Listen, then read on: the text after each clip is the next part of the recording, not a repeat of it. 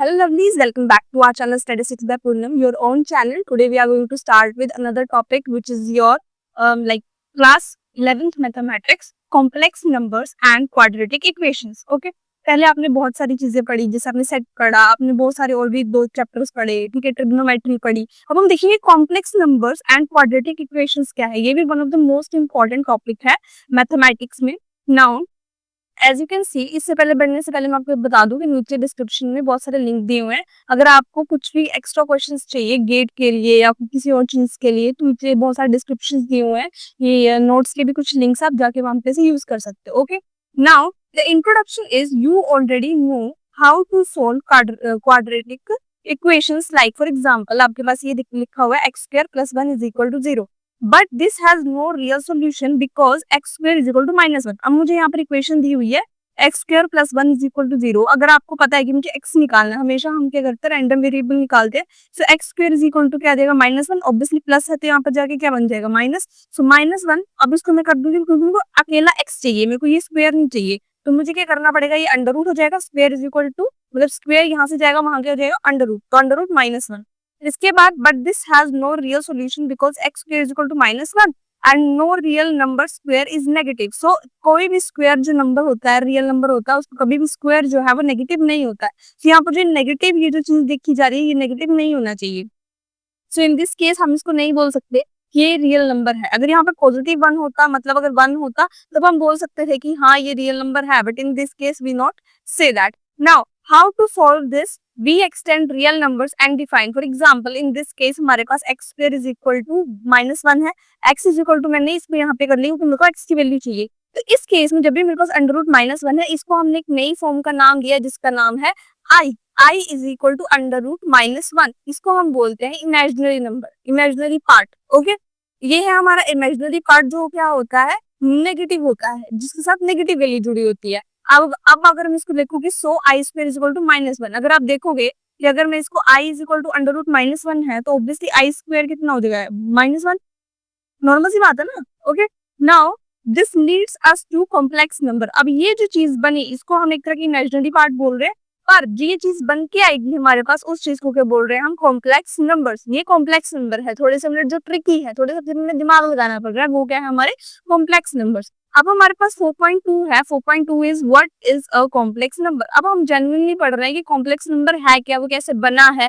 तो हम complex number किसको बोल रहे हैं, और complex number is one of the form z is equal to a plus I B. हम जनरली कॉम्प्लेक्स फॉर्म को इस फॉर्म में लिखते हैं, z is equal to a plus I B. Okay, अब इसमें a क्या है, इसमें i क्या है, इसमें b क्या है, मैं आपको सब कुछ बताऊंगी. तो इसमें a क्या है, आपका रियल पार्ट है. रियल पार्ट मतलब आपका रियल नंबर कोई भी 1 2 3 4 अप टू सो ऑन, जो भी आपकी इंटीजर वैल्यूज हैं, जो भी आपके रियल नंबर्स हैं.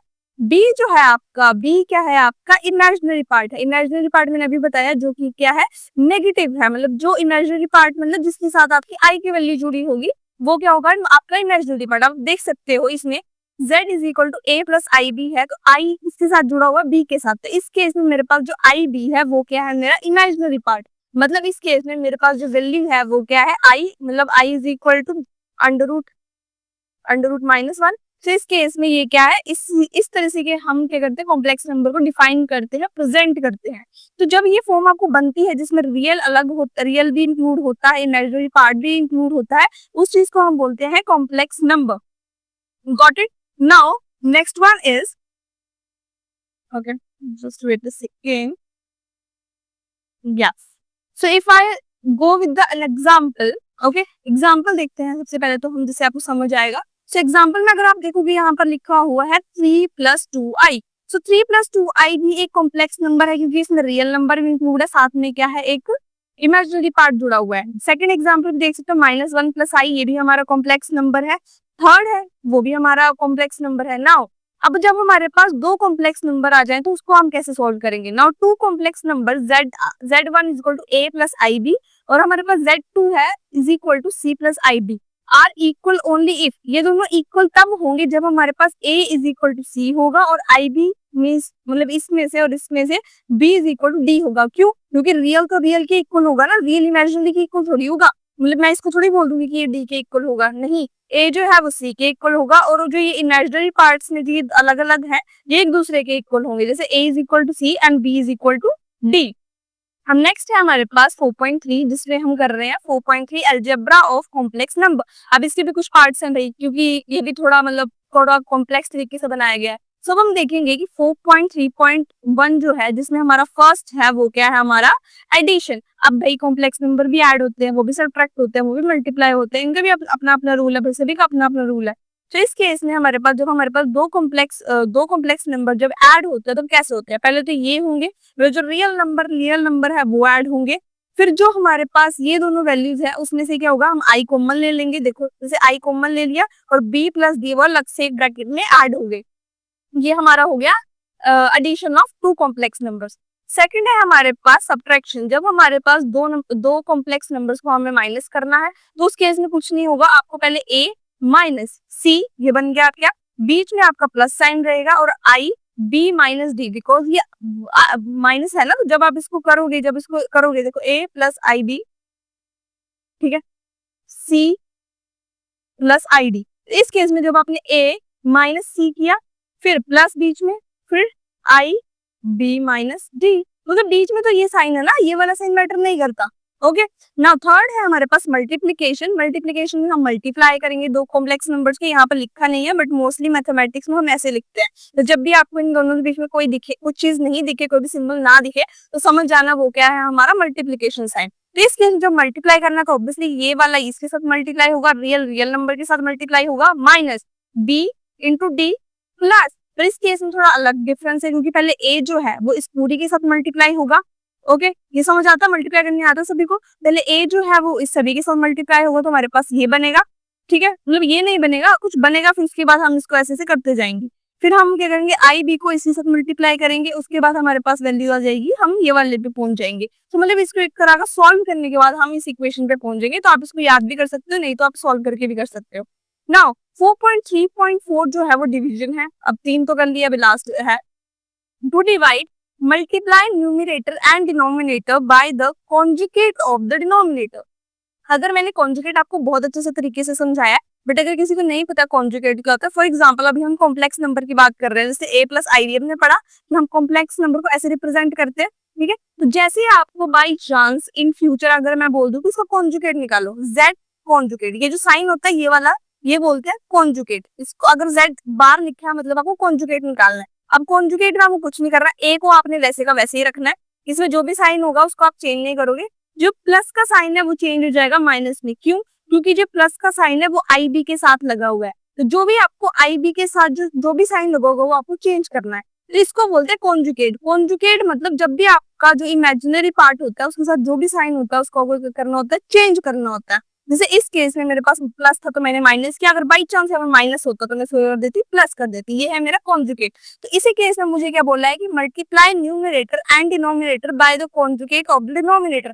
समझ आया? कुछ नहीं आया तो कोई बात नहीं। ये मेरे पास दो कॉम्प्लेक्स नंबर है जो हमें यूज कर रहे हैं, तो हम इनको डिवाइड किया। अब इसमें बोला गया है कि मल्टीप्लाई द न्यूमरेटर और डिनोमिनेटर ऐसे लिखते हैं, न्यूमरेटर ऊपर होता है, डिनोमिनेटर नीचे होता है। अब ये बोल रहे हैं कि ये जो डिनोमिनेटर में जो वैल्यू है इसको न्यूमरेटर में और डिनोमिनेटर में मल्टीप्लाई करो, पर एक शर्त है कि इसको कॉन्जुगेट बनाओ पहले। तो हम क्या करेंगे, a plus I B divided by c plus I D, वैसे का वैसे ही रखेंगे, फिर इसको मल्टीप्लाई करेंगे इस वाली वैल्यू को, बट इसको कॉन्जुगेट निकाल के। अभी मैंने बताया कि कॉन्जुगेट की वैल्यू क्या आएगी, तो कॉन्जुगेट की वैल्यू क्या आएगी, और प्लस था या माइनस हो जाएगा आई डी, मतलब सेम वैल्यू रहेगी बट इसका क्या निकल जाएगा, कॉन्जुगेट। तो यही चीज जो है वो मैंने इस फॉर्म में लिखी हुई है, डिवीजन की फॉर्म में। Got it? किसी को नहीं समझ आया तो वो कमेंट सेक्शन में बता सकता है, या मतलब आप डायरेक्टली हमें मतलब कमेंट सेक्शन में बता देना प्लीज, ठीक है। 4.3.5 है हमारा पावर्स ऑफ आई। अब पावर्स ऑफ आई क्या क्या मतलब है, हमने आई तो देख लिया भाई, अंडर रूट -1 होता है, बट इसमें अलग अलग चीजों का अलग अलग मतलब है। जैसे अगर आप नोटिस करोगे यहाँ पर जो फर्स्ट है वो क्या है हमारे पास, पावर। सो पावर की वैल्यू क्या है, सो आई, अगर आई की पावर अगर कुछ भी नहीं है तो हम अगर समझ लो आई लिखा है नॉर्मली, तो मुझे पता है ना कि आई के ऊपर कुछ भी नहीं है तो मतलब 1 होगा, हम जनरली यही बोलते हैं ना। तो इस केस में अगर आई 1 है, मतलब उसकी पावर 1 है, तो आई वैल्यू क्या होगी उसकी, 5 ही होगी, ज्यादा कुछ नहीं होगी। ओके, नाउ इसके बाद अगर आई स्क्वायर है तो उसकी वैल्यू क्या हो जाएगी, -1। अभी हमने देखा आई इज इक्वल टू कितना था, अंडर रूट -1 था ना। समझ रहे हो मेरी बात। आप सोचो कि यहाँ पर क्यों नहीं लिखा, हम यहाँ पर आई की वैल्यू लिख रहे हैं, ना कि कुछ और, ठीक है। इस केस में हमने आई की वैल्यू क्या है हमारी, आई स्क्वायर अगर मैं लिखूंगी तो क्या हो जाएगी, -1 आई थ्री मतलब आई स्क्वायर इंटू आई कर सकती हूँ मैं। अब आई स्क्वायर कितना आया मेरा, -1, और आई तो आई है, ये कितना बन गया मेरा, आई रेज टू पावर 4 है, तो मेरे पास कितना आ जाएगा, वही -1 इंटू -1 कितना हो जाएगा, +1। ये मेरे पास 1 की वैल्यू से आप वैल्यूज याद कर सकते हो, नहीं तो बहुत ईजी है निकालना। नेक्स्ट है हमारे पास मॉड्यूलस और कॉन्जुगेट निकालना। कॉन्जुगेट तो मैंने आपको बता दिया। मॉड्यूलस क्या होता है, मॉड्यूलस होता है कि जब भी आपके पास कोई वैल्यू दी होती है, कोई कॉम्प्लेक्स नंबर दिया होता है, आपको उसका स्क्वायर रूट निकालना होता है। अब मैंने जैसे हमने कॉम्प्लेक्स नंबर को हम इसी से डिनोट कर रहे हैं, यही डिनोट कर रहे हैं हम कॉम्प्लेक्स नंबर को, कि this is how we represent complex number. अब मुझे बोला है कि इसको मॉड्यूलस निकालना है, तो मॉड्यूलस कैसे निकालूंगी मैं। सो मॉड्यूलस को कैसे रिप्रेजेंट करते हैं, z के साथ दो लंबी ऐसे डंडियां लगा के हम क्या बोलेंगे इसको, modulus. This is how we represent our modulus. इसको हम बोलते हैं modulus sign is equal to, जब मुझे बोला है कि इसका मॉड्यूलस निकालो तो मैं क्या करूंगी, कुछ नहीं करूंगी, मैं इसका अंडर रूट निकालूंगी, a square plus b square. जो मेरे पास ये दो वैल्यूज है, इनका क्या कर दूंगी मैं, स्क्वायर कर दूंगी, प्लस करके इनका क्या निकाल दूंगी, अंडर रूट निकाल दूंगी। नाउ कॉन्जुगेट तो मैंने आपको बता ही दिया कि जो भी आपका इमेजिनरी पार्ट के साथ जो भी साइन होगा वो चेंज हो जाएगा, बस। उसके अलावा इसके साथ चाहे माइनस लगे चाहे पॉजिटिव लगे, आपको कुछ साइन चेंज नहीं करना है। अगर यहाँ पर होगा बाई चांस तो यहाँ पर माइनस ही रहेगा, समझो मेरी बात। यहाँ पर पॉजिटिव है पर यहाँ पर नेगेटिव हो जाएगा, क्योंकि यहाँ पर इमेजिनरी वैल्यू है। ओके, नेक्स्ट है मेरे पास ऐसे एग्जांपल है जो मैंने आपको बताना था। अब मुझे बोला है कि z is equal to 3 + 4i है, देन मतलब आप मुझे इसका निकालना है कॉन्जुगेट और मॉड्यूलस दोनों निकालना है। तो अभी मैंने बताया मॉड्यूलस क्या होता है, ये a square plus b square. अभी हमने देखा ये वाला फॉर्मूला हमें a प्लस ib की तरह दिख रहा है। अगर a मेरा 3 है तो b कितना होगा मेरा 4, ये 3 3 9 प्लस 4 4 तो 16, मैं डायरेक्ट मल्टीप्लाई कर दिया। आप कैसे भी कर सकते हो, अंडर रूट 25 को स्क्वायर रूट सभी को पता है विच इज 5, तो मेरे पास मॉड्यूलस कितना आ गया 5। और अगर मुझे बोला है कि z का कॉन्जुगेट निकालो तो मुझे कुछ नहीं करना था, मैंने क्या बताया आपको, सिर्फ मुझे जो ये i के साथ जो भी साइन लगा हुआ है उसको चेंज करके क्या कर देना है, डिफरेंट कर देना है। तो प्लस की जगह क्या हो जाएगा मेरा, माइनस साइन हो जाएगा। अब लास्ट है हमारे पास ये हमारा आर्गन प्लेन। आर्गन प्लेन हमारा लास्ट टॉपिक है। सी क्या है, every complex number z is equal to a plus ib can be represented as a point A B on the plane. जब भी हमारे पास ऐसे कोई ग्राफ होता है तो मतलब अगर हमारे पास ये वैल्यूज है, हम उसको प्लेन में कहीं ना कहीं पे ये वैल्यूज को क्या कर सकते हैं, रिप्रेजेंट कर सकते हैं। Now this plane is called the Argand plane. जो हमारे पास ये प्लेन बनेगा, जो हमारे पास ये डायग्राम बनेगा, फिगर बनेगी, उसको हम क्या बोलेंगे, आर्गन प्लेन बोलेंगे। अब इस केस में क्या है, ये मेरे पास फॉर एग्जांपल मेरे पास ग्राफ है, आपको पता है ये एक्स एक्सिस होती है, ये वाई एक्सिस होती है। तो इस केस में बोला गया है कि हमारी जो एक्स एक्सिस है वो क्या है हमारी जो एक्स एक्सिस है वो क्या है, हमारी रियल एक्सिस है। मतलब ये वाली वैल्यू में क्या आएगी, मेरे रियल नंबर, समझ रहे हैं, रियल नंबर्स मतलब जैसे फॉर एग्जांपल 3 + 4 आई है तो 3 की वैल्यू यहाँ पे आएगी। और वाई एक्सिस जो है, जो मेरी ये वाली एक्सिस है वो क्या है, मेरी इमेजिनरी एक्सिस, मतलब जो मेरी आई के साथ जो भी वैल्यू होगी वो यहाँ पे रिप्रेजेंट होगी। समझ आया मेरी बात, ये है how we represent Argand plane. Next है मेरे पास mirror image. The conjugate a minus ib is the mirror image of the a plus ib across the real axis। मतलब जब भी मैं ग्राफ में कुछ शो करूंगी तो मेरे पास जो कॉन्जुगेट आया है a प्लस ib का, जो कि है a माइनस ib, तो वो क्या है, a माइनस ib जो है वो मिरर इमेज है a प्लस ib की। ओके, जब भी आपको बोला जाए कि आपको कॉन्जुगेट रिप्रेजेंट करना है इस ग्राफ में, तो वो क्या होगा, इनडायरेक्टली आपका जो कॉम्प्लेक्स नंबर था उसकी रियल इमेज होगी। Got it. ये था हमारा आज का topic related to complex numbers and quadratic equation. I hope आपको समझ आएगा, बहुत इजी था, बहुत अच्छे से समझाया मैंने। हाँ मतलब अपनी तरफ से तो मैंने 100% दिया। अगर आपको नहीं समझ आया होगा तो प्लीज कमेंट सेक्शन में बता देना। कमेंट सेक्शन आप सभी के लिए ओपन है थ्रू आउट 24/7। जब मर्जी क्वेश्चन करो, जब मर्जी क्वेरी करो, कोई नया टॉपिक चाहिए वो बता दूंगी, कोई अलग से कुछ क्वेरी है, so everything you can ask. और डिस्क्रिप्शन में बहुत सारे लिंक्स दिए हुए हैं, आप जाके उनको यूज करिए, आप अगर आपको यूजफुल लगते हैं। और मिलते हैं नेक्स्ट वीडियो, तब तक के लिए bye bye and have a nice day.